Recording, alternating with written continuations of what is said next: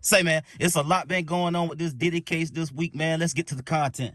There is some information about their paying off of witnesses, and that's really what prosecutors are seizing in on to indicate that this is obstruction of justice, this is witness tampering, you cannot let Diddy out on bail, and that's really their strongest argument. Later on? The way that it could actually be beneficial to prosecutors is the fact that if this evidence is deemed admissible and they actually secure a conviction, if the defense files a motion to appeal this resolution, then they actually could have delayed justice for victims, because if that motion is granted, it could lead to a retrial, and then that just prolongs the whole process. But I do want to point out that just because these documents were seized in order to be deleted, this is just a stopgap measure until the courts make a final ruling on whether or not they actually are going to be admissible. And another part of that was they said that he was calling his family members, encouraging them to post social media posts, influencing the public.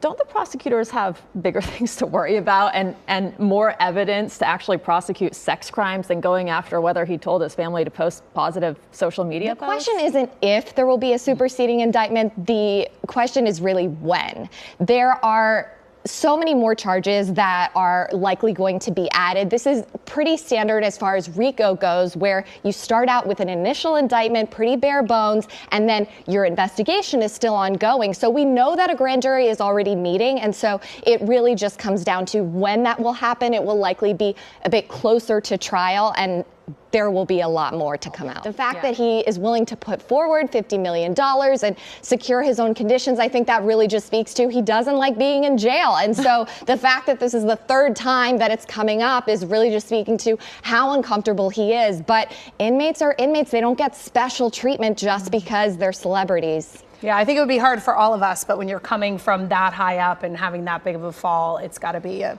total culture shock. If you think this Diddy case already gonna have a lot of moving parts, you wait till that superseding indictment come down.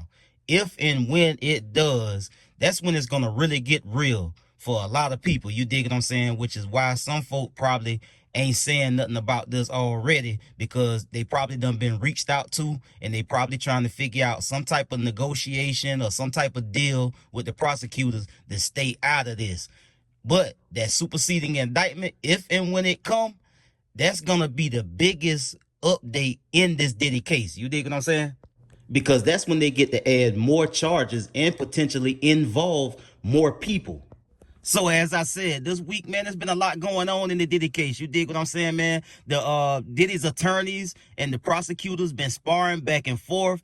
They had the situation with the raid in his cell that came up, which prompted a special hearing in the court where Diddy's attorneys argued that the prosecutors was running in his cell, trying to get his notes and trying to get information to find out their strategy on the case. And then you had the prosecutors arguing that that was bogus and that they wasn't trying to get a one-up on Diddy's defense and find out what they got going on in the case. And they saying that some of the notes that they found and reviewed, it could be viewed as obstruction of justice and witness tampering. And then the judge in the hearing says, hey, y'all got to get rid of that. Y'all ain't gonna be able to use none of that. So they had all of that thrown out. And then the prosecutors wanted to argue because they had a problem with Diddy family using his social media platforms, saying that he using his family to taint the jury pool by posting happy birthday and posting family photos and just trying to change the narrative a little bit, I guess. But I mean, look, Diddy Instagram is not reaching more people than the corporate media channels that's pushing some of the most salacious details and allegations about this case. So I don't agree with that at all. That was just, that was bogus. For them to say that, oh, he using his family and they posting all of these, you know, they trying to make him look good on social media and it's affecting, you know, potential jurors. No, y'all affecting potential jurors by talking about some of the worst parts and some of the worst allegations of this case. So I definitely didn't agree with that. And what is family posting positive messages on his Instagram got to do with y'all case? If it's solid, if it's as strong as they say it is, it shouldn't matter what they posting on the internet. You dig what I'm saying? Because the people that may be selected in this jury, they know about this case. So you're not gonna find nobody that don't know about Diddy case at this point. So that's just, all of that is just a weak argument to make. And another thing, you heard one of the young ladies, the attorney actually, she said that it doesn't matter that he's rich and he's powerful. If you're a criminal, you don't get special treatment. I don't agree with that either. You dig what I'm saying? Because we know the rich and the powerful, if you of a certain kind of rich and powerful, you can get away and skate and have a different type of justice system come up against you. But if you that other kind, that Diddy kind, oh yeah, then they talk like this. Like, yeah, you deserve everything you get if you did something wrong, if you broke the law, blah, blah, blah, blah, blah. Then she was talking about Diddy putting forth his own bond conditions in order for him to get bail, you know, with the offering up to $50 million, and the surrender of all passports is a sign that he doesn't want to be behind bars. Duh. Why the hell yeah, he want to try to get out? Who wanna sit behind bars until they go to court or until they trial start? Because once the trial start, he ain't gonna get a bond anyway. So he gonna have to stay locked up until the trial is concluded.